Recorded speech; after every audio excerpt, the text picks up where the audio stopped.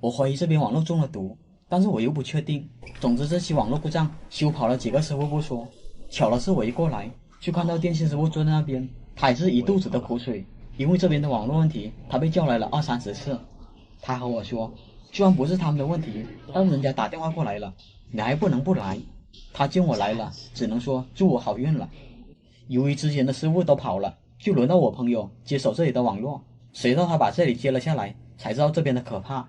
我朋友和我说，目前的情况是客户经常反馈电脑断网 WiFi 掉线，但是他每次过来总是扑个空，因为每次一过来他网络就自己给恢复了，你打开网页和测网速都是没有任何问题的，但是人家就反馈一直断网。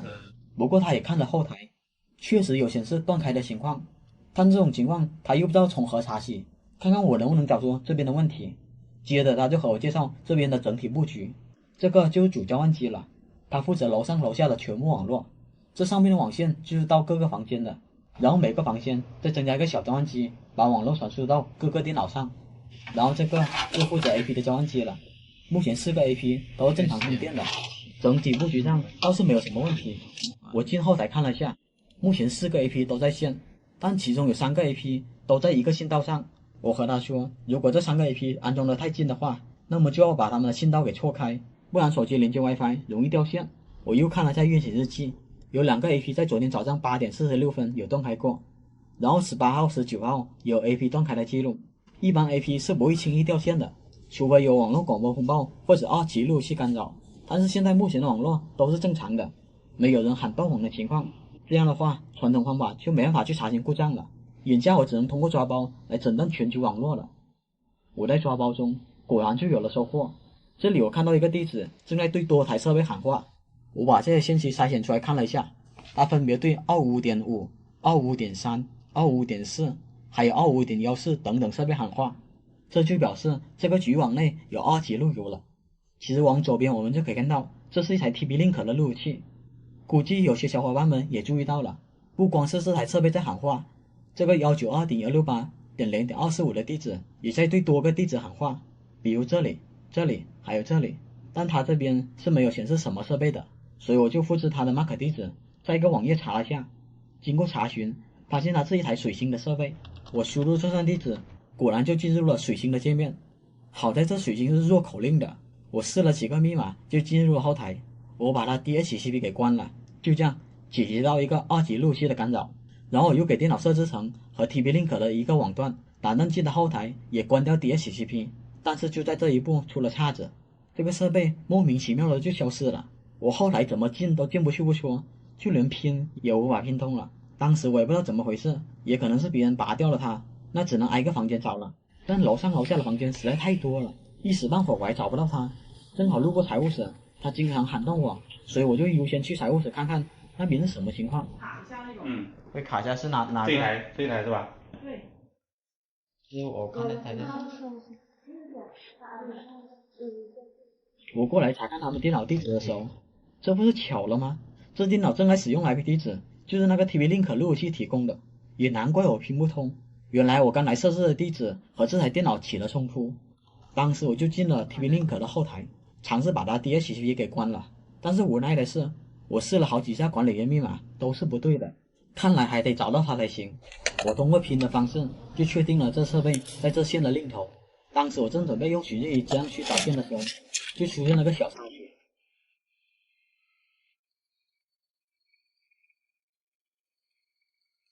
正好我和大伙说一下，这种情况下不是寻日仪坏了，而是它没电了。怎么样？找到吗？对啊，我这个没电池了。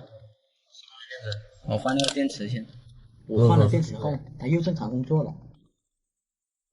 肯定不是机柜，要是机柜的话，早就能找到了。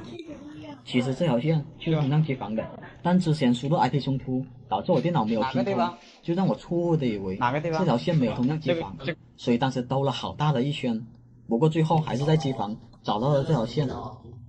对了，这款黑色的寻日仪，它寻线的时候可以直接插上去对线了，这给我寻线的时候方便了不少。当时我就问厂家，这个功能能不能做出来？谁知道他还真的给做出来了。此外，我考虑到原先的通道接口已经很少使用了，我就让厂家把它换成了光笔，这样不但支持寻网线，也可以支持寻光线了。至于现在这灯跳的不对，老师傅应该可以一眼发现，它另一端肯定是 A 类打发了，这个不影响网络使用。后面我把电脑改成了其他地址，才能在机房拼通这个地址。这边我拼通后就准备拔线了，如果拔对了那条线，那么拼就会丢包。完了。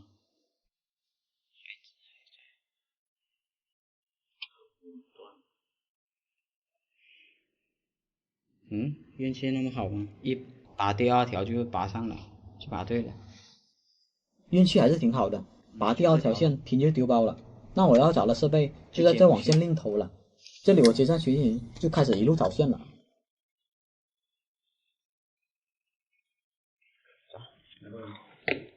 不用，我这边试就行。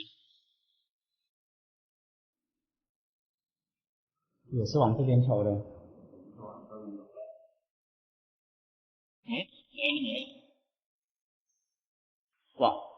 往里面走，这里就有，这边就没有，进去了，这里。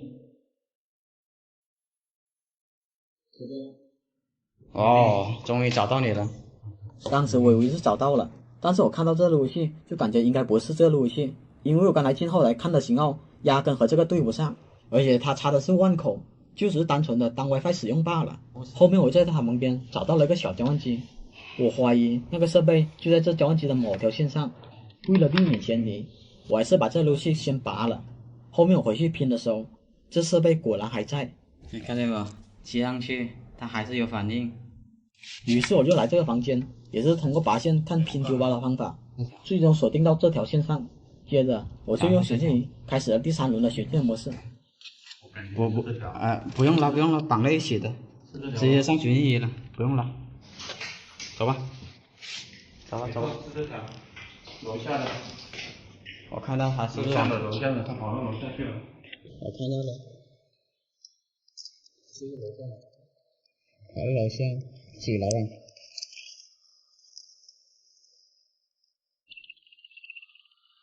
跑去楼下了。去吧。还有。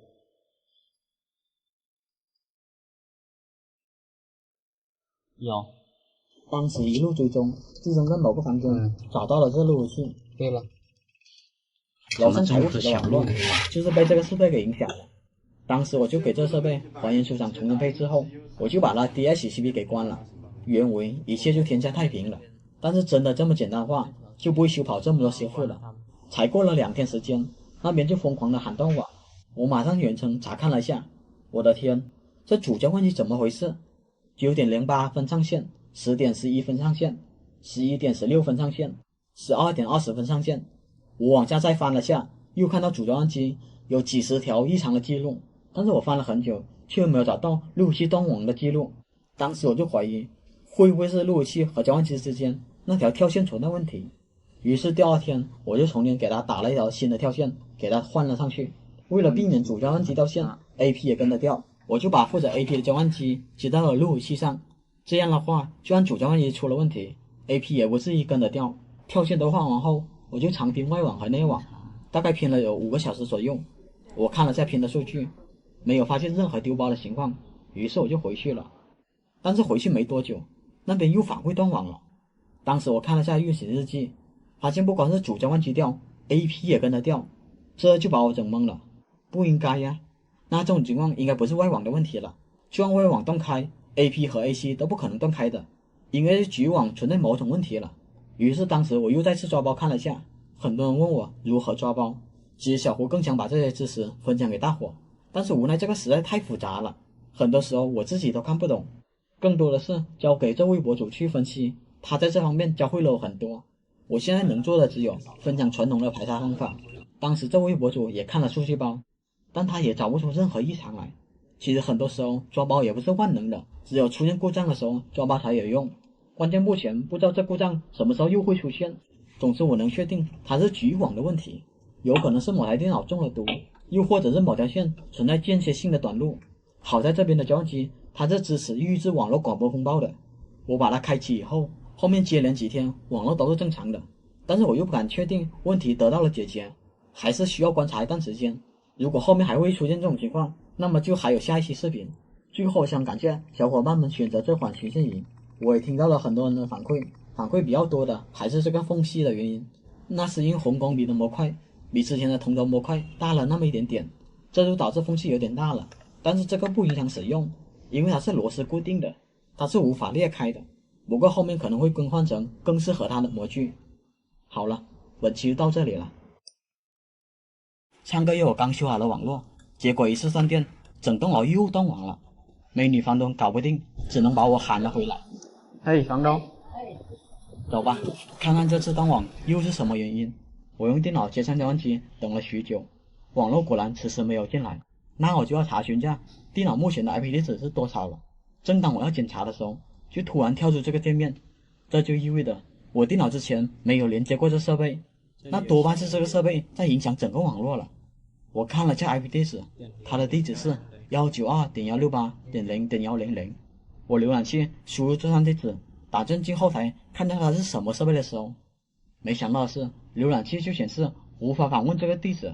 开始我还以为是浏览器不兼容，但是我换了浏览器也是怎么都进不去，就连清除缓存了也不行。当时我就拼试下，看看能不能拼通，结果拼倒是可以拼得通，但是后台就进不去。那先不纠结这个了，反正这个设备是必须要找到的，因为它正在影响整个网络。于是我就通过拔线看拼的方法去找它。如果我拔对了哪条线，那么拼它就会超时。就在我拔第一条线的时候，我看了下拼，结果拼它就超时了。当时还以为运气挺好的，拔第一条就拔对了。但是我在把这网线接回去验证的时候，奇怪的事就来了，拼怎么还是超时的？这不应该呀！当时我以为是我电脑又获取到其他网段了，于是我就给我电脑设置了个静态地址，看看能不能拼通它。哪成想我设置完静态地址后，发现也是拼不通的，这就奇怪了。网线明明接了回去，这个设备怎么莫名其妙的就消失了？喂，这地址怎么说没就没了？刚才还在呀。当时我还以为是我设置的地址存在冲突，于是我又改了下地址，看看能不能拼得通。后面发现就算改了地址也是无法拼通的。罢了，既然这个设备消失了，那网络应该恢复正常了吧？于是我就把我的电脑改回了自动获取模式，看看网络有没有恢复过来。我改完毕后发现，不但上不了网不说，就连电脑的地址也是空白的，这不应该呀！我马上看了下路由器烂口，发现路由器烂口它是亮的，那为什么就没有 IP 地址呢？于是我就把交换机的线给拔了，用我电脑接上去，看看单独连接能不能获取到地址。结果你们猜怎么着？这个地址居然又出现了，这不对呀！这路由器除了我和房东，就没有人知道密码了，那还有谁能进来把 IP 地址给改了？于是我就问了下房东，这个有人调过吗？没有啊，怎么地址变成这个了？没有人调过。罢了，既然房东也不知道，那就先不纠结这个了。当时我输入地址，打算进后台看下断网的原因，但却发现怎么都进不去。我又看了下我电脑 IP 地址，发现地址空白不说，就连拼也是拼不通的。我看了下路由器的烂口，它的物理链接是没问题的，那应该是路由器某种配置出了什么问题。正当我准备还原出厂的时候，我才发现它万口灯居然是不亮的。哦，这万口居然还不亮，得看下光猫了。我看了下光猫，光猫它是通电的，但是路由器的万口灯咋就不亮了呢？是亮的。我开始以为是接触不良，但是我把它拔了再接回去，它还是不亮。那不是路由器有问题，就光猫有问题了。一般设备还是挺难坏的，所以我就考虑是不是网线的原因，所以我就换了另一条网线试了下。拿那条网线给我试下。哪一条？就是只有一条我电脑那条网线，拿给我试一下。在这里啊，看到了，不用了。新的网线接上去后，路由器的万口灯还是不亮，然后我又把网线接到第二个口上，发现也是不亮的，于是我就直接接到烂口上，看它会不会亮。结果这么一接，烂口就亮了，这下才明白过来，原来是路由器那几个端口坏了。就在我拆路由器的时候，就出现了个小插曲，这网线咋一直粘着我的服？这时候我才反应过来，原来这网线还是假网线，因为我正好带了个磁铁过来，这个角度看得不明显，我换个角度给大伙看一下吧。这个可以吸上来的。还有夹网线，这夹网线不行。夹网线啊。我也是刚才被吸了下，我才知道这网线肯定要换了，因为它是负责整栋楼的主线，不用好点的网线怎么行？新的路由器买来后，我就给它配置上网了。配置的过程比较简单，我就一笔带过了。网络恢复以后，我才发现这主交换机居然还有微刃隔离模式，正好这边的小路由是非常的多，开启这个模式最适合不过了。我也大概讲一下交换机的微刃隔离模式，这样你就知道我为什么要开启它了。交换机默认的情况下，全部的口都可以相互访问的，但只要其中一个口出现了小路由干扰，那么其他的口也全部跟着遭殃。如果开启了微刃隔离模式，那么这些口只能和这个 uplink 口通信，后期哪怕其中任何一个口出现了小路由，也不会影响到其他的口了。接下来我就实验一番吧。我现在拼路由器，然后再随便拼个外网，都拼通后，接着我就把13号口给拔了，把 uplink 口的主线接到13号口上。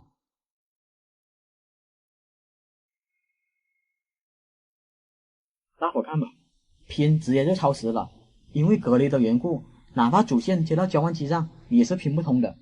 要想网络恢复，只能把网线接到指定的 uplink 口上。估计这次测试好后，以后这边的网络再想出故障就非常的难了。好了，本期维修就到这里了。